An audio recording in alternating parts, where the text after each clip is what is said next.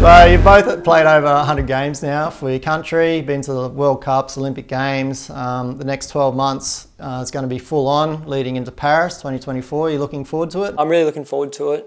We've had a big block of conditioning. And yeah, I think next year is going to be interesting because last prep we had COVID, so we couldn't travel as much. It was basically just block training in Perth, whereas now we go to India for a month and Europe for a month before the team gets named. So there's definitely that added difference with travel and games. I think after the Oceania win, everyone's feeling pretty good. We're now ranked second, so that's gone up a few ranking points for us. And I think we can just go into next year with a bit more confidence. Now tell us a little bit about yourselves. Like, how did you get into hockey? What do you love about hockey? Yeah, I think for me, it was definitely a family thing. I think for most people say the same thing. Like their mum or dad play, their grandparents play. So yeah, that's definitely true for me. And yeah, I think I started playing in Minkies all the way through until now, but I really fell in love with it. I got into hockey through family. Mum and dad both played. Dad played for Australia, and then Mum kind of ran our local hockey club, so didn't really have a choice, all four of us, which was really fun. The Federation of International Hockey are wanting to bring in dry turf by 2028 and 2026 World Cup in Belgium and Holland possibly could be on dry turf as well.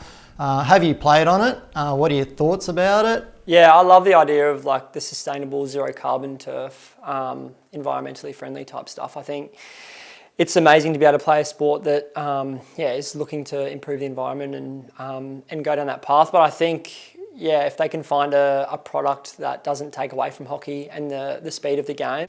And Maddie, how important is it, do you think, to have really good balance in your life? So everything off the field is in good order, so then when you're on the pitch you can focus 100%. Yeah, definitely. I think it's really important for that kind of balance, especially sometimes if you're in that bubble of hockey and things aren't going well, you know that you still have the balance of your outside life.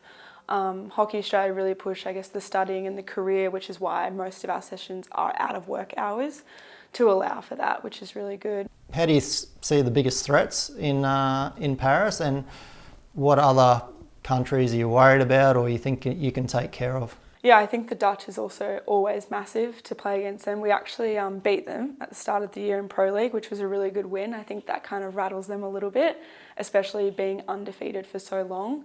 But I also think there are so many good teams like Belgium and Germany and Argentina who are consistently putting out really solid performances. How do you see the men's competition at the moment? Yeah, definitely. I think you could probably throw a blanket over the top 6 or 7 teams. As you said, all those teams are really good.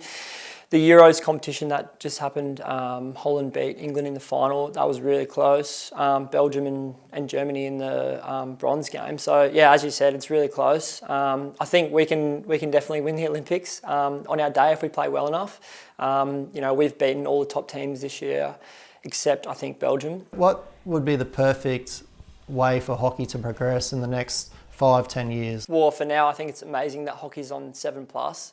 I think you see, for an Olympics and a World Cup, you always see the country get around hockey, and a lot of public people start talking about hockey. So I think it's amazing that Hockey 1, for starters, and all our international games is on 7+. I think it just makes the game more accessible and more visual for people. All right, Maddie, who is the best player in Australia you think at the moment, and you're not allowed to say either of your sisters? I personally think Amy Lawton is really in form right now. And I think every time she gets the ball, she's dangerous. I think internationally, they definitely has so many consistent games under her belt, and I think she is the future. I think Tim Brand is one to watch. He's 25 or 26. He's nominated for Best Player of the Year after Tokyo and missed out on selection for Oceania Cup. But I think, he's flying at the moment. Is there anyone on the team when you're on tour that you just don't want to room with, or just Rosie Malone? Rosie Malone. Yeah. Why Rosie? So many reasons. She's up at 2 a.m. on a YouTube wormhole most nights. She eats the most disgusting food quite often at horrible times of the night and in the morning. She'll eat a poached egg at a halftime, or she'll start munching on broccoli at 1 a.m. You've played in Europe for a stint over there.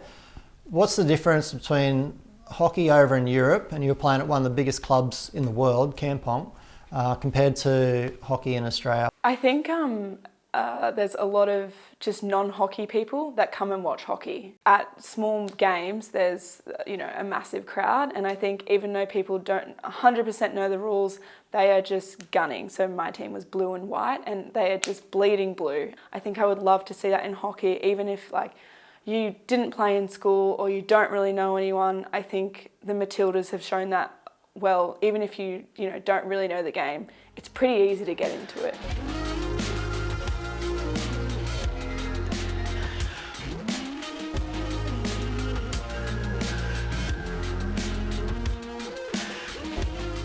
Tim, Maddie, thank you very much. You're superstars of our game. Good luck with the Blaze firstly, and hopefully have success over the next couple of months with them, and looking future into next year in Paris.